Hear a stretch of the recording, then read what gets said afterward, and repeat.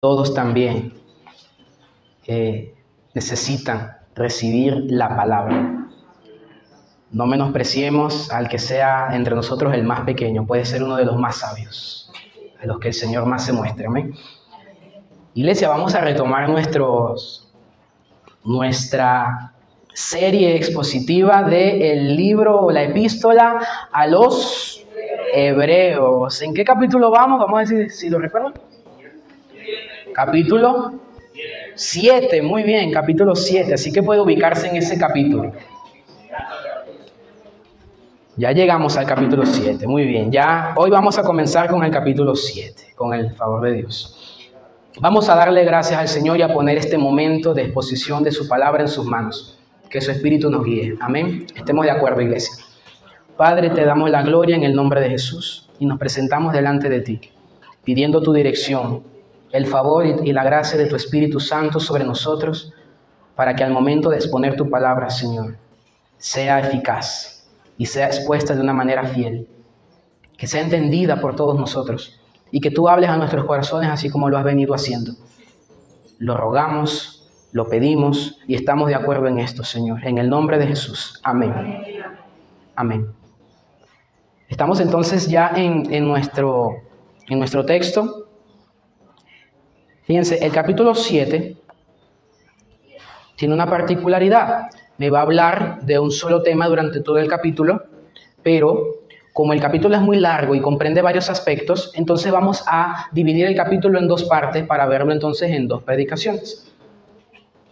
De modo que entonces hoy vamos a ver un fragmento del capítulo, no lo vamos a ver todo, y luego la semana que viene, si el Señor lo permite, veremos el resto del capítulo y estudiaremos y veremos cómo nos habla el Señor. Nosotros sabemos que el libro de Hebreos en varias partes nos habla del sacerdocio de Cristo. Pero antes de entrar en detalle sobre este tema del capítulo 7, que es específicamente de lo que habla, acerca del sacerdocio de Jesús conforme al orden de Melquisedec, y muchos a lo mejor se preguntarán y por fin verán, bueno, por fin entenderé quién es Melquisedec. Posiblemente muchas personas no habíamos entendido realmente quién era Melquisedec y por qué está aquí, por qué el autor lo nombra, por qué tiene que ser él el que se compare con Cristo. El autor tomó un momento en los capítulos 5 y 6. Ustedes recordaron que vimos el capítulo 5 y 6, pero no hablaron específicamente de lo que va a hablar el capítulo 7. Pero cuando comenzamos a ver el capítulo 5, si usted recuerda, hablamos acerca de que Jesús es el sumo sacerdote. Usted lo recuerda, ¿verdad? Capítulo 5, y usted puede retroceder unas hojitas atrás y usted puede ver que el capítulo 5 habla acerca de que Jesús es el sumo sacerdote. Pero de repente, antes de terminar el capítulo, fíjese lo curioso.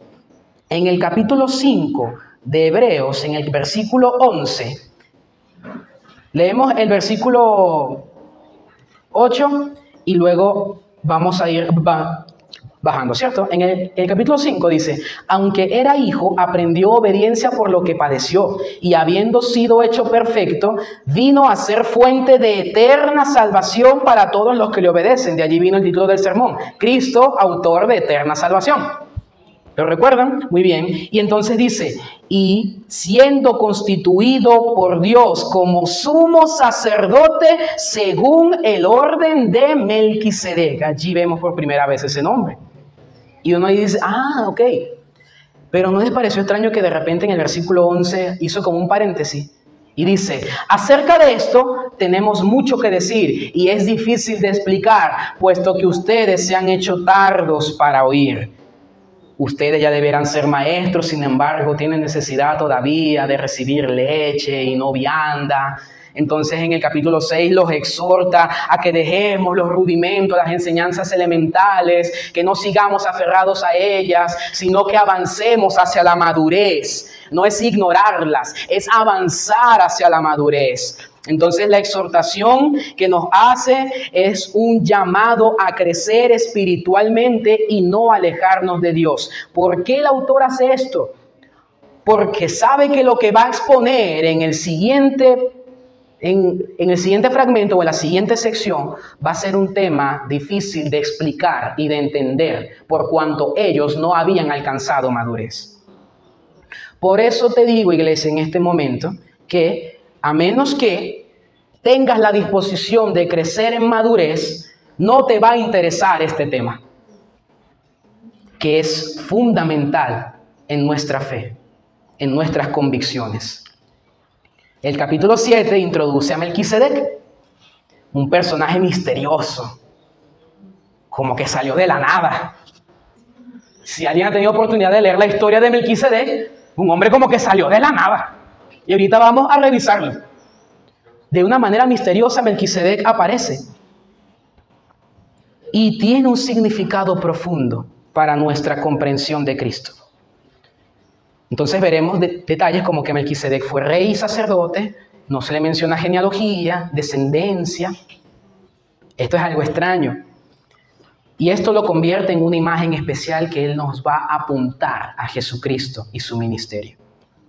Y al estudiar Hebreos 7 veremos cómo Dios usó a Melquisedec para mostrarnos de antemano el misterio perfecto de Cristo. Si usted y yo entendemos quién es Melquisedec y por qué es importante, podemos comprender mejor el significado del sacerdocio de Jesucristo para con los creyentes, para con toda la humanidad y la maravillosa obra que Él hizo por nosotros. Así que vamos a explorar y vamos a ver lo que el Señor trae en este capítulo.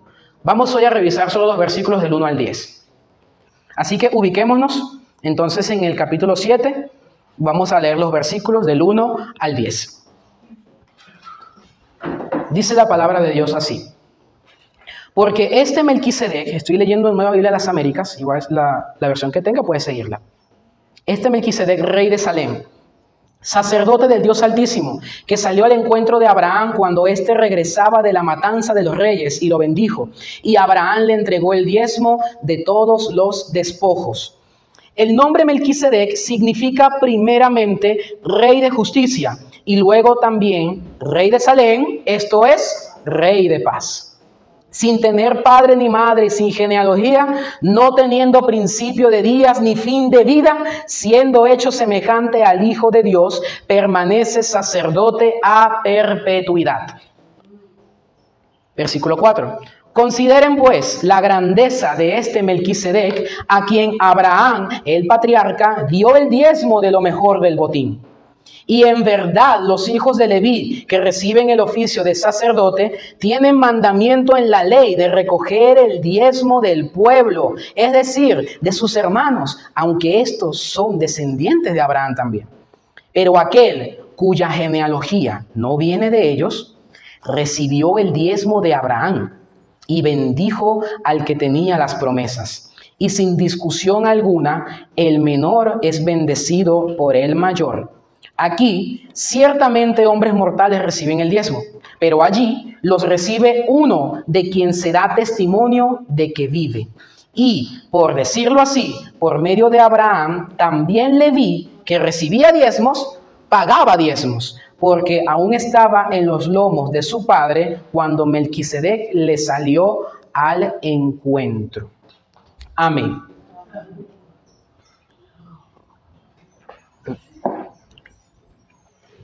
Vemos en este pasaje entonces que se está introduciendo el nombre de un personaje que pareciera ser una aparición misteriosa por cuanto no se tiene ningún dato de él, más allá de lo que cortamente se menciona en la Escritura. De hecho, vámonos a la referencia textual que está en el libro de Génesis. Libro de Génesis capítulo 14, versículos 18 al 20. Libro de Génesis, capítulo 14, versos del 18 al 20.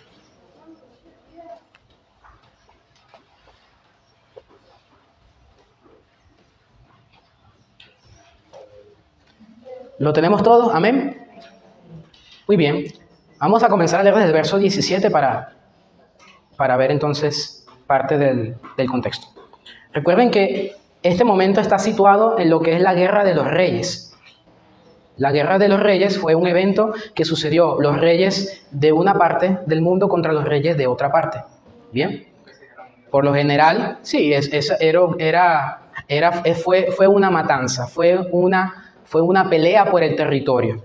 Bien, y precisamente los reyes de un lado vencieron a los reyes en donde se encontraba el sobrino de Abraham, Lot. Al ellos vencer, se llevan a Lot cautivo junto con todas sus riquezas. Y esto Abraham lo sabe y reúne a soldados, más de 300 soldados de su propia casa. Imagínense el poder que tenía Abraham en ese momento. Un hombre poderoso, para poder tener a su casa más de 300 hombres dispuestos a luchar por él. Fueron hasta el lugar, los sitiaron, los sorprendieron, los vencieron, recobraron a Lot, a los suyos, y también recobraron el botín. Se quedaron con todo el botín. Y por eso, entonces, venimos en este momento donde Melquisedec sale al encuentro de Abraham. Dice el verso 17, a su regreso después de derrotar a Kedorlaomer, un buen nombre para un muchacho, excelente ese nombre, y a los reyes que estaban con él, salió a su encuentro el rey de Sodoma en el valle de Sabe, es decir, el valle del rey. Y Melquisedec, rey de Salem, sacó pan y vino. Él era sacerdote del Dios Altísimo. Él lo bendijo diciendo, bendito sea Abraham del Dios Altísimo, creador del cielo y de la tierra. Y bendito sea el Dios Altísimo que entregó a tus enemigos en tu mano. Y Abraham le dio el diezmo de todo. Hasta ahí llegó Melquisedec, hermano. Hasta ahí llegó. No hay más. No se relata más de Melquisedec. Y vemos entonces cómo es necesario conocer, aún con lo poco que se sabe, la identidad y las características de Melquisedec, porque aunque son pocas las referencias que se dan sobre él, para el autor de Hebreos es suficiente para ponerlo en un lugar de comparación con el Señor Jesucristo, para mostrar que Cristo es superior. Es suficiente lo que se dice de Melquisedec, no necesito más. De hecho, él mismo lo explica. Volvamos entonces a nuestro texto en Hebreos 7. Si usted está hoy dispuesto a aprender, a escuchar, entonces vamos a ver realmente cómo la palabra nos enseña. En la identidad y las características de Melquisedec, nosotros debemos ver algo, y es interesante. El verso 1 dice, porque este Melquisedec, rey de Salem, sacerdote del Dios Altísimo. Porque este Melquisedec, rey de Salem, sacerdote del Dios Altísimo, salió al encuentro de Abraham cuando éste regresaba de la matanza de los reyes y lo bendijo. El mismo texto nos explica varias cosas acerca de Melquisedec. El autor se toma el tiempo para poder explicar ciertas cosas. Por ejemplo, el nombre Melquisedec significa rey de justicia. Y luego también rey de Salem. Muchos consideran que Salem era la Jerusalén antigua de ese momento. Otros discrepan de ese punto, puesto que le da un significado al nombre, diciendo que esto que es considerado rey de paz. Lo que usted va a hacer es cambiar la palabra Salem por paz, y tiene el significado del título que se le ha dado a Melquisedec, como rey de paz. Pero también muchos consideran que Salem era la ciudad en la que él estaba, y se llamaba Salem, la ciudad, en lugar de lo que hoy se conoce como Jerusalén. Bien, sin embargo, eso no es un punto ahorita de discusión. Es solamente datos para que podamos entender el significado del nombre de Melquisedec, y es importante. Algo curioso es que en la ley de Israel no se permitía que una persona tuviera ambos oficios. El sacerdote no podía ejercer el gobierno como rey, ni el rey podía ejercer el oficio de sumo sacerdote como representante del pueblo delante de Dios. Era algo que el Señor había prohibido, no había dado instrucciones de que eso sucediera. Pero vemos que en el caso de Melquisedec, él es constituido sacerdote del Dios Altísimo, al mismo tiempo que también es instituido como rey de paz. Y eso es curioso, porque lo que sucedió con Melquisedec fue antes de la ley, fue antes de los mandamientos, fue antes de lo que conocemos como las leyes mosaicas y todas las leyes que regían al pueblo de Israel.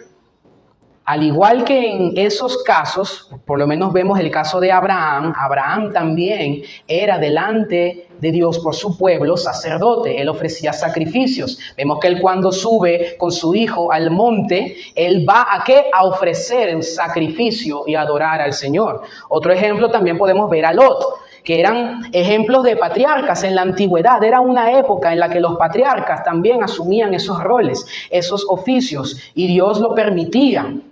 Job era sacerdote para con los de su casa. Él presentaba sacrificios. Si usted lee el capítulo 1, ve que Job todas las mañanas se levantaba y presentaba sacrificios. ¿Por quiénes? Por sus hijos, por si acaso ellos hubieran cometido pecado. Quiere decir que entonces el oficio desde mucho antes era algo que se practicaba. No fue algo que Dios instituyó solamente en el sacerdocio levítico. Era un oficio que desde la antigüedad era practicado por muchas naciones paganas. Tenían sus sacerdotes porque tenían sus deidades. Eran las personas que precisamente representaban a ese pueblo delante de sus dioses. Y pedían por ellos y clamaban por ellos y ofrecían sacrificios y todo. Vemos que esa costumbre de ese ritual no fue instaurado en el sacerdocio levítico. No, sino que fue una práctica que comenzó desde los patriarcas, desde el inicio. Entonces vemos cómo Dios nombra rey y sacerdote antes de establecer el linaje levítico. Nombra a Melquisedec como rey y sacerdote sin tener el sacerdocio levítico todavía. Es decir, sin que se instauraran los sacrificios en el templo, sin que les dijera cuál era el cordero que tenían que llevar, sin que les dijera cuáles eran los días en los que tenían que llevar su sacrificio, sin que les dijeran qué era lo que tenían que hacer. Eso ya antes estaba designado. Y esto, hermano, prefigura el ministerio del Mesías.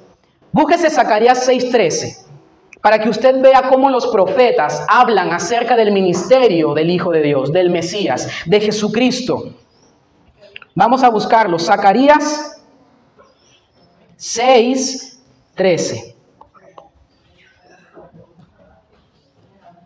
¿Lo tenemos todos? El que lo tenga dice amén. Dice, sí, Él reedificará el templo del Señor y Él llevará gloria y se sentará y gobernará en su trono. Aquí, ¿de qué está hablando? De un gobierno, de un reinado. Será sacerdote sobre su trono y habrá consejo de paz entre los dos oficios. ¿Se da cuenta cómo fue profetizado? Que el Mesías, Jesucristo, Él iba a ejercer ambos oficios y no iban a tener conflictos el uno con el otro. Ellos iban a coexistir juntamente. De modo que se cumpliera el propósito de que la casa de Dios fuese reedificada. Y hoy día, ¿quién es la casa y el templo del Señor? Su iglesia. La iglesia es el templo del Señor, que ha sido reedificado por el oficio de rey y sacerdote del Señor Jesucristo. Entonces, volvemos a nuestro texto también, en Hebreos.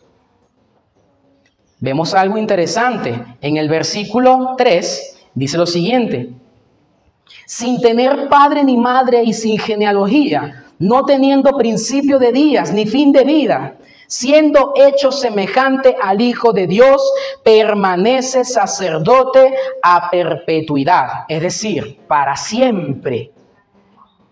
Hermano, entonces está diciendo de un hombre, ¿yo? Entonces está diciendo de un hombre, de una persona, como usted y como yo. Es curioso cómo el libro de Génesis, usted se ha puesto a leer el libro de Génesis y usted ve que menciona la genealogía desde la pulguita hasta... Todos los menciona Génesis, de los primeros hombres en la tierra. Pero de Melquisedec no se nombra ni quién es su padre, ni quién es su madre, ni cuándo nació, ni cuándo murió. No se menciona nada de eso. No se menciona nada de Melquisedec. Al parecer, entonces, si no se menciona, no era relevante para su oficio en ese momento, ya que precisamente para el sacerdocio levítico se necesitaba tener registros del que iba a ejercer el oficio. Los registros de su descendencia, por ejemplo, si era la orden de Aarón, porque era la orden del sacerdocio, él tenía que descender de Aarón. Si se comprobaba que él no descendía de Aarón, él era expulsado del templo. Él no era considerado sacerdote. ¿Por qué? Porque el sacerdocio fue encomendado a la tribu de Leví, de la orden de Aarón, a los hijos de Aarón. Los descendientes de él eran los que podían ejercer el oficio de sumo sacerdote. Es misterioso entonces no contar con esta información acerca de él. Y esto, hermano, para los hebreos, créame que es un punto de choque, porque se está diciendo que Melquisedec es mayor al sacerdocio levítico. Y para ellos el sacerdocio levítico era la manera en la cual se podían acercar a Dios. A través del sacerdote y las ofrendas y los sacrificios, ellos podían acercarse a Dios. Y en este momento entonces hablan acerca de que Melquisedec, siendo sumo sacerdote y rey, no tiene ningún registro acerca de su descendencia. Entonces esto apunta a un tipo de sacerdocio perfecto. ¿Por qué? Porque carece de tiempo. Carece de tiempo. No se sabe cuándo comenzó su sacerdocio, no se sabe cuándo terminó su sacerdocio. Y esto está apuntando a la eternidad del sacerdocio de Jesucristo. Jesucristo es sumo sacerdote por la eternidad, según Melquisedec, porque no se le menciona a Melquisedec cuándo comenzó y cuándo terminó. Por lo tanto, está representando el ministerio sacerdotal de Jesucristo, que no tiene genealogía, no tiene principio, no tiene final.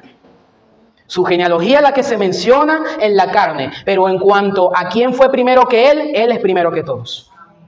Él es antes de todos. De modo que nadie puede estar por encima de él.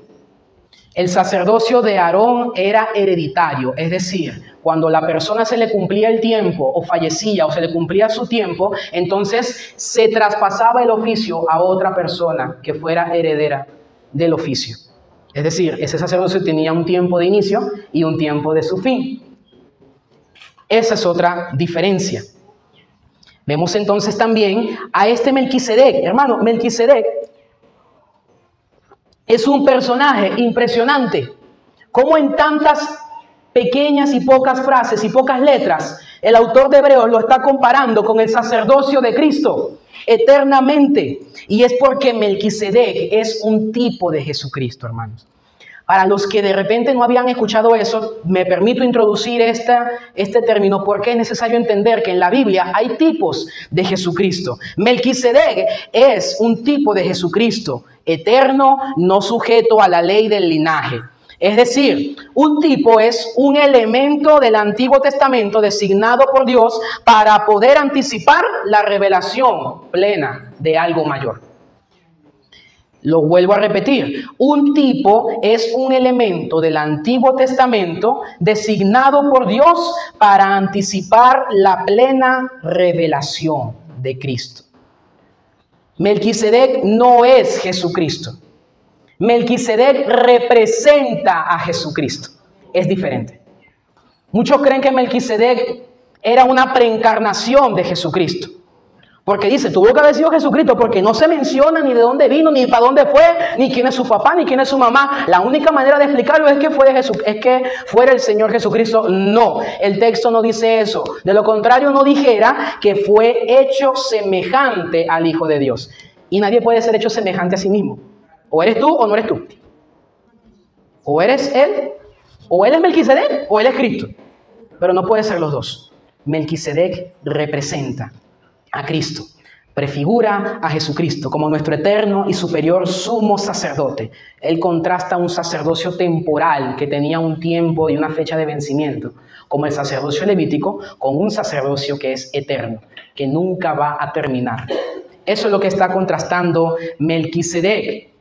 Bien, nosotros en la historia, cuando leímos acerca de cuando Melquisedec salió a recibir a Abraham, vimos algo curioso. Dice el verso 18 que Melquisedec salió con pan y vino. ¿Usted vio eso? Melquisedec salió con pan y vino. Y uno, oye, interesante. Salió con pan y vino a recibir a Abraham. Sería hermoso pensar, hermano, no estoy diciendo que así haya sido. Sería bonito pensar realmente que estos dos personajes compartieron el pan y el vino, siendo conscientes de lo que realmente significaba.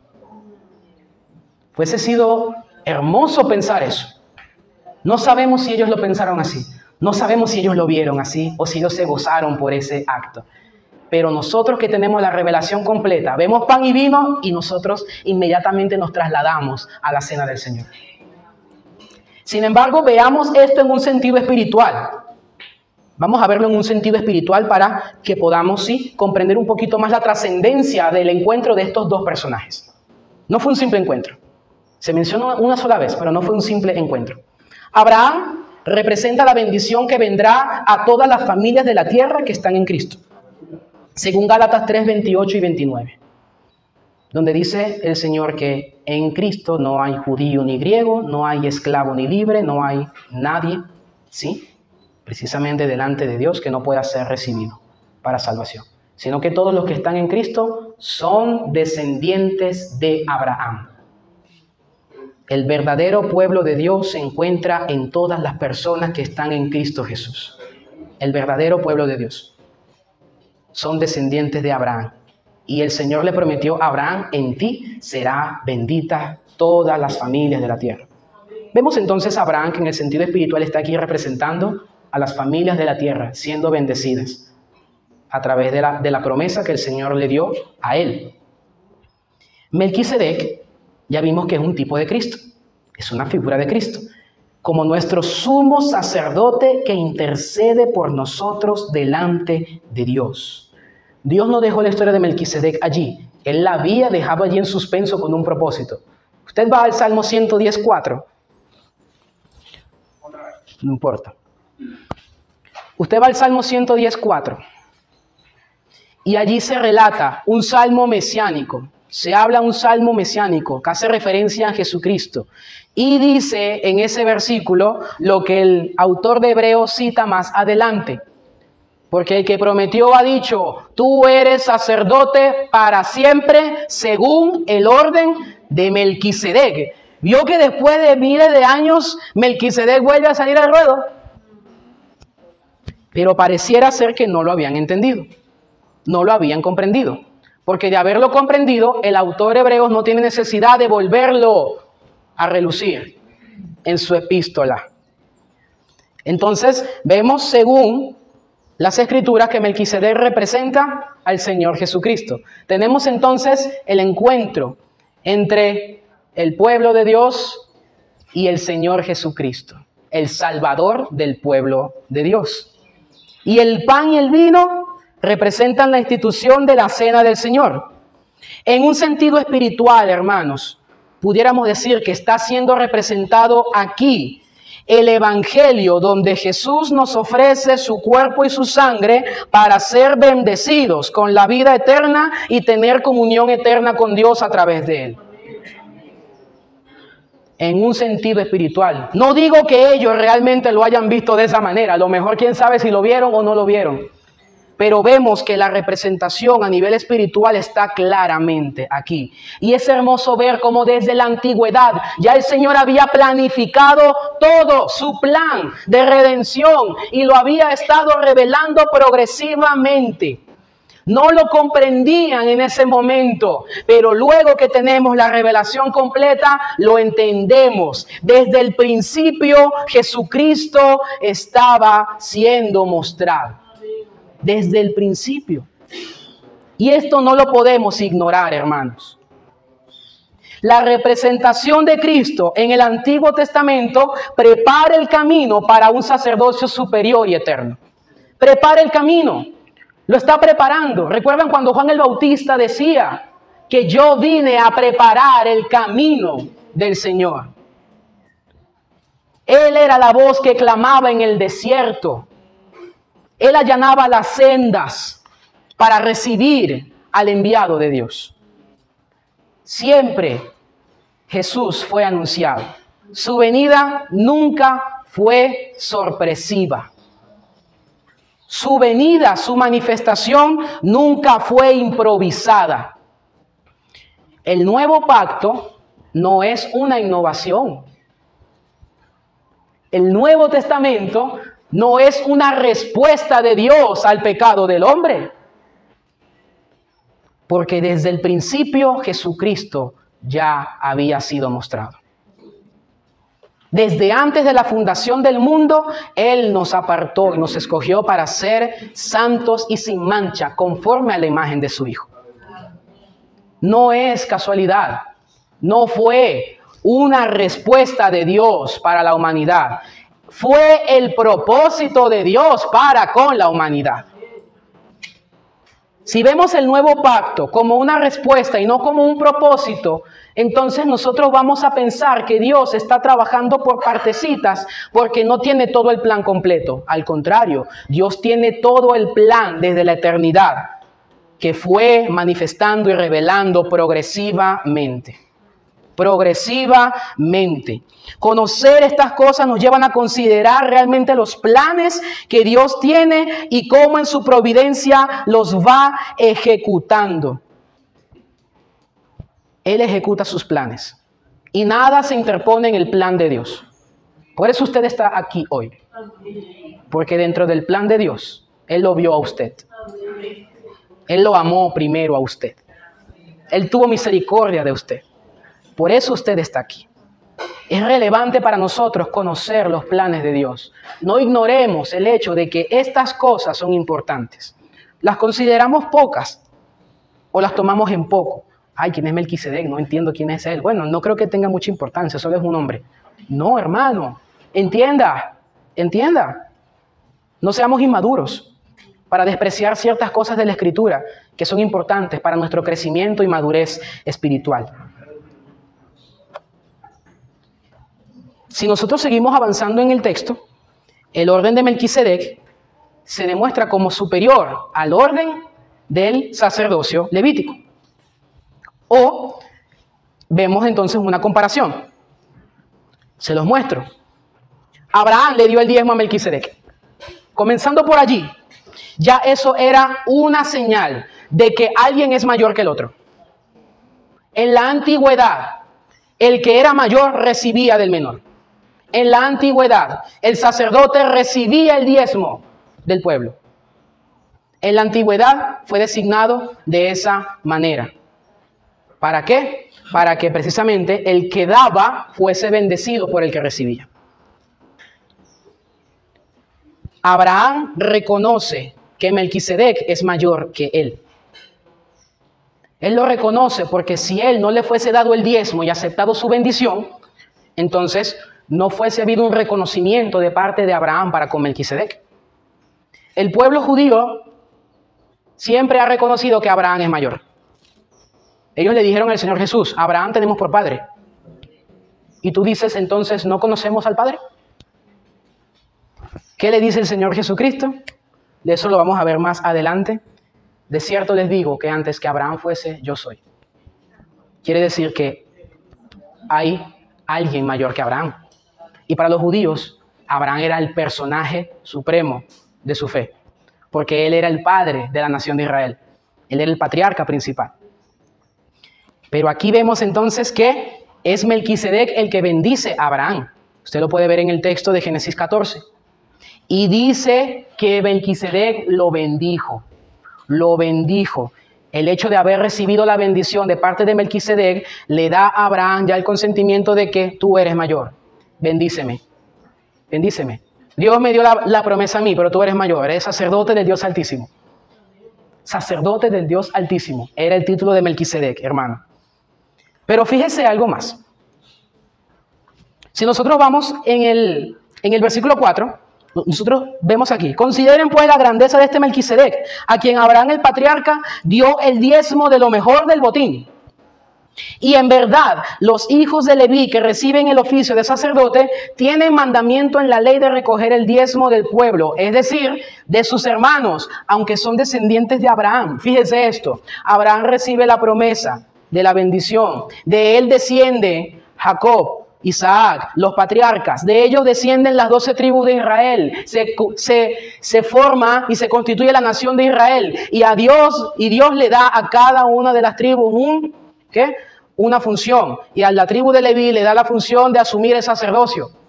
Y el sacerdote tenía como ley recibir el botín, recibir el diezmo del pueblo. ¿Y sabe quiénes eran su pueblo? Hijos de Abraham. Eran hijos de Abraham.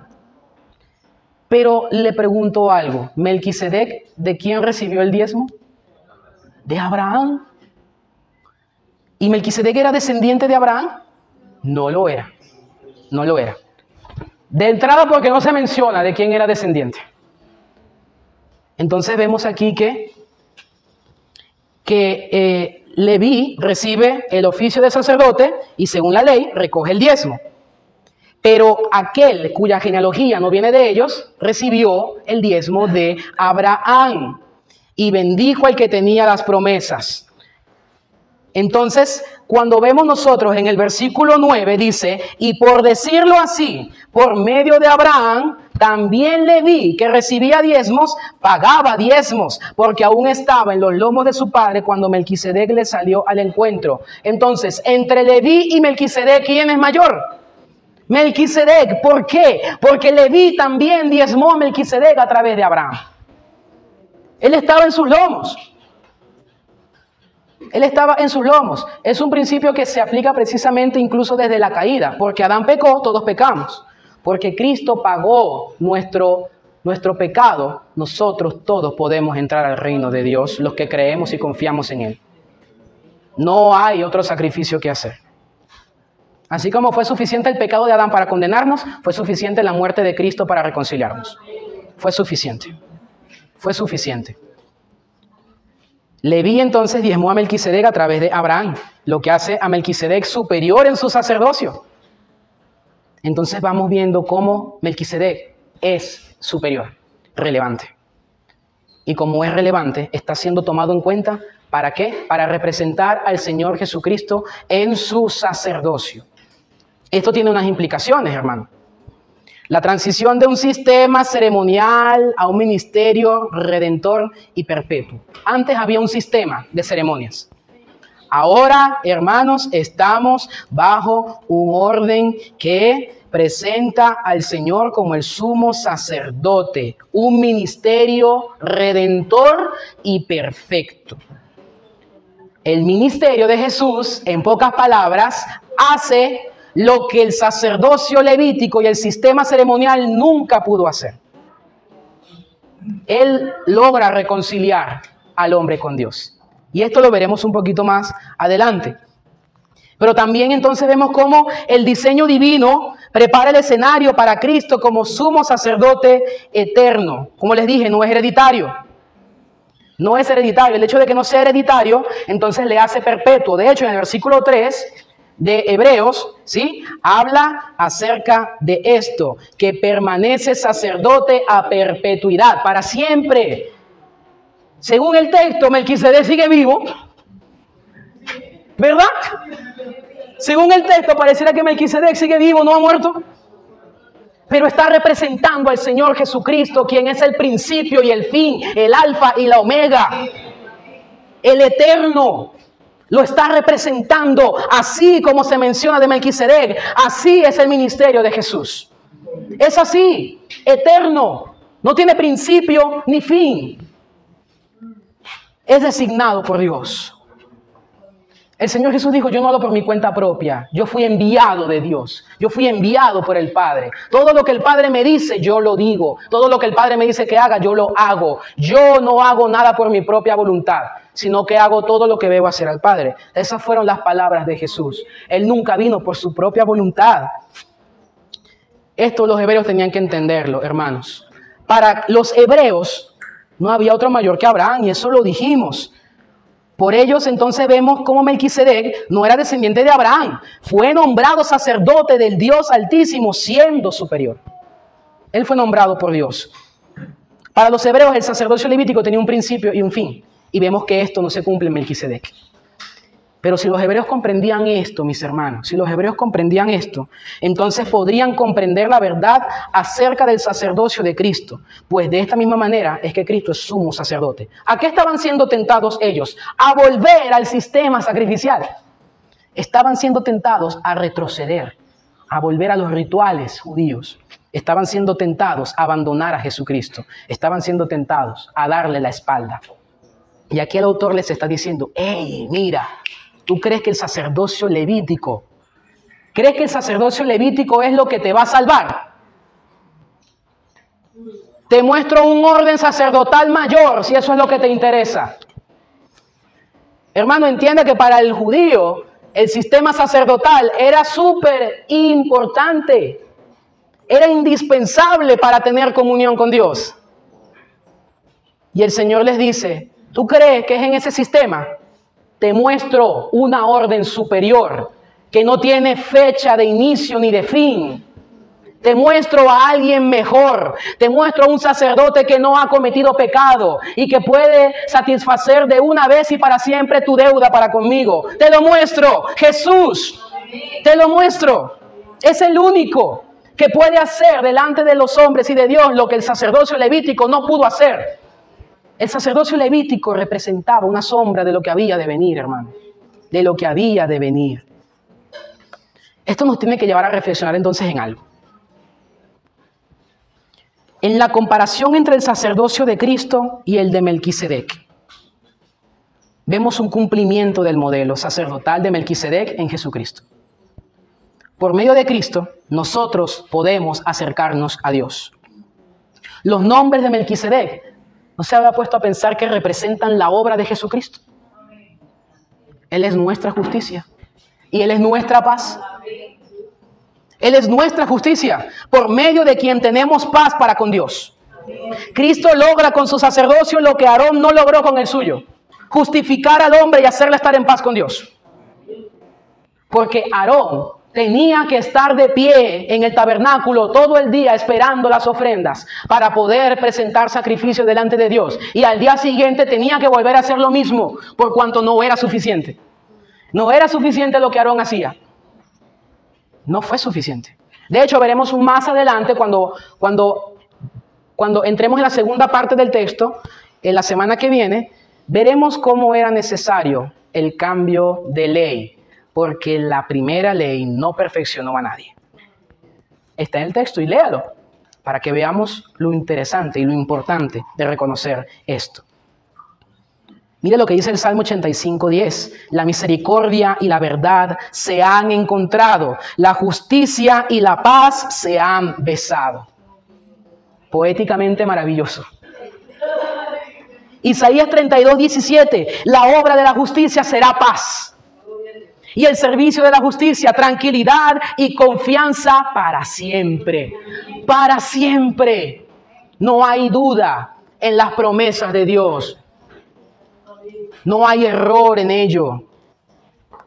Cristo es mayor que Abraham, pues Él es antes que Abraham, según Juan 8:58.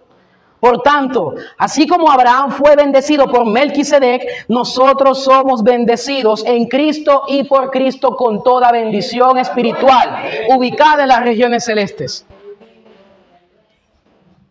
Se cumple el modelo. El sacerdocio de Cristo es como el de Melquisedec, eterno, porque Él es eterno. Jesucristo es eterno. Será siempre nuestro sumo sacerdote, pues Cristo es la fuente de la eterna salvación. Según Hebreos 5, del 9 al 10. Pero también veremos lo que implica esto para nuestra vida práctica y espiritual, hermano. Esto implica que para nosotros tenemos la seguridad y la accesibilidad al Dios Altísimo a través del sacerdocio de Cristo. No hay pecador que venga delante de Dios en nombre de Jesús y Dios le rechace. No hay ser humano que se humille delante de Dios y Dios no le perdone. No existe. Según la Escritura, no ha habido el primero. El Señor dijo, el que a mí viene, yo no le echo fuera. Tenemos confianza, seguridad y acceso completo. Recordemos lo que dice el capítulo 4. Como tenemos un sumo sacerdote que es capaz de compadecerse de nosotros, acerquémonos confiadamente delante del trono de la gracia para hallar gracia y misericordia para el oportuno socorro. Acérquese a Dios. Dios no le va a rechazar. Por muy mal y muy sucio y muy impuro que usted se sienta, acérquese a Dios con corazón sincero. Dios no te va a echar fuera. El diablo es el que te miente, diciéndote que tú no eres digno de acercarte a Dios. Es verdad, no lo eres. Pero ven, así como eres. Y Él te recibe. Él te recibe. Eres invitado a acercarte a Él para hallar gracia y misericordia. Vemos también una implicación y es la transformación de nuestro culto a Dios, de las prácticas rituales a la gracia. Una fe aplicada en la vida diaria. Diariamente tú tienes que entender que tu fe se debe evidenciar en una manera de vivir diferente. Usted se da cuenta lo que le estoy diciendo cuando sigamos estudiando el material Primeros Principios. Los que ya lo han estudiado saben que esto es verdad. El sacerdocio de Cristo quita el velo para que usted y yo podamos tener una relación personal con Dios y vivir una fe de una manera práctica, no dependiendo de rituales, no dependiendo de un sistema, no dependiendo de dogmas de hombres que nos quieren imponer para poder acercarnos a Dios y obtener el favor de Él. Eso no te garantiza y te gana el favor de Dios. El favor de Dios ha sido ganado únicamente por el sacrificio de Jesús. Así que no pienses nunca que para acercarte a Dios tienes que hacer muchas cosas o tienes que dejar de hacer cosas. No, ven como eres y Dios te transforma. Tienes que estar dispuesto a venir a Él y Él te transformará.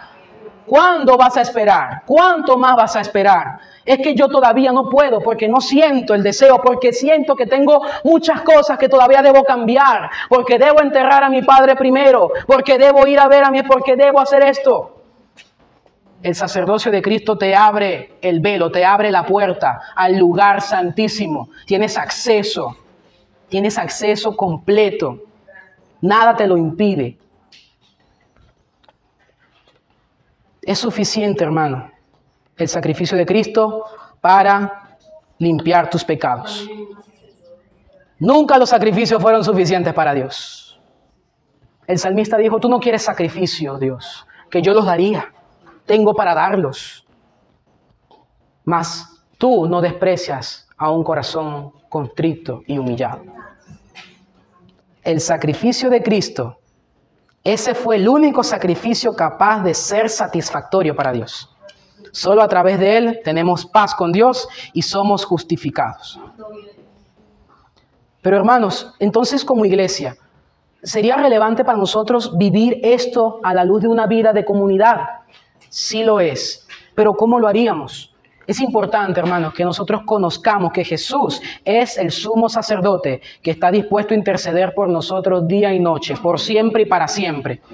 Iglesia, siempre tendremos debilidades, siempre estaremos expuestos a la tentación y pedimos al Señor que nos proteja y que nos libre de todo mal que venga contra nosotros.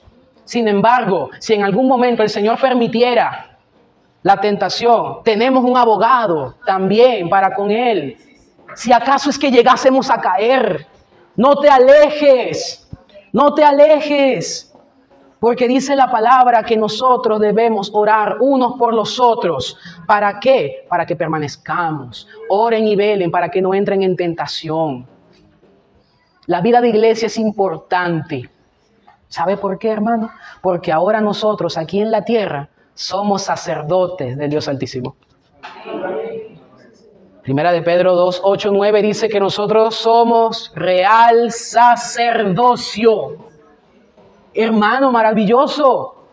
El oficio que el Señor Jesús tiene para con nosotros, nosotros lo tenemos para con la humanidad. Qué importante es la iglesia en el mundo. Entender esto nos hace cumplir con nuestro papel en el mundo. Cumplir con nuestro papel, con nuestra función de acercar a las personas a Dios, de interceder por ellos delante de Dios. Es bueno para nosotros seguir reflexionando sobre estas verdades. Ahora con un panorama un poco más amplio, tendremos la oportunidad, hermano, de que Dios le siga hablando. Siga buscando, siga indagando. Dios te puede seguir mostrando la manera en la que su ministerio sacerdotal a través de Jesucristo bendice tu vida. No es meramente una enseñanza. No quiero que se quede como información. Quiero que podamos nosotros vivir a través del sacerdocio de Jesucristo, entendiendo que Él tomó nuestro lugar, entendiendo que Él está delante de Dios por nosotros. Conocer más sobre esto hará que le amemos más. Ve a Cristo, ama más a Cristo. Conocer esto te va a hacer amar más a Jesús. Te va a hacer amarlo más. Te va a hacer adorarlo. Te va a hacer acercarte a Él. Contemplar su belleza. Si concluimos, entonces recordamos lo que hablamos. Melquisedec era una figura de Cristo. Él representaba a Cristo. Y resalta la diferencia entre el sacerdocio levítico y el sacerdocio de Melquisedec. Se evidencia que su doble oficio de rey y sacerdote figura el doble oficio del Mesías, quien iba a ser constituido rey y sacerdote para siempre. Vemos también la superioridad del orden de Melquisedec sobre el sacerdocio levítico. Mientras el sacerdocio levítico no pudo justificar al hombre, el sacerdocio de Melquisedec representa cómo el sacerdocio de Cristo justifica al hombre para con Dios. Y vemos una integración también acerca de cómo estas cosas nos van llevando progresivamente más al conocimiento y al amor por Cristo. La aparición de Melquisedec muestra la coherencia del plan redentor de Dios. Es decir, Dios no dejó nada al azar. Dios no dijo, bueno, vamos a ver si esto puede ir aquí. No, esto no va aquí. No, Dios es tan sabio que no dejó nada al azar. Todo funciona, funcionará y sigue funcionando de la manera perfecta como Él lo ha establecido. Entonces, para que reflexiones, hermano, tienes seguridad para acceder delante de Dios. Ya no puedes depender ni debes depender de sistemas, de hombres, de dogmas, de cosas que tienes que hacer para ganar el favor de Dios. Eso no es lo que Dios quiere de nosotros. Nadie puede comprar el favor de Dios ni el don de Dios, ni con dinero ni con obras. No se puede. Dios rechaza eso. Vivamos en respuesta, hermanos, a la revelación de Dios. Vivamos en respuesta a esa revelación. Viva de una manera comprometida. Viva de una manera que valore el llamado que Dios le ha hecho. Viva de una manera que usted también extienda esta buena noticia a los que no la conocen. Puede que no entiendan mucho sobre el sistema sacerdotal, pero hágale entender que Cristo ha puesto su vida en lugar de la de ellos, para que ellos, si se arrepienten, sean salvados. Hágale entender eso, hermano, a las personas que aún no conocen quién es Jesús, lo que Cristo ha hecho, lo que Dios ha trazado desde la eternidad. Vivamos con gozo, vivamos viendo como a lo invisible, a lo eterno, vivamos viendo a Cristo, hermanos, porque Cristo es el sumo sacerdote de nuestra fe. Que el Señor les bendiga y les guarde.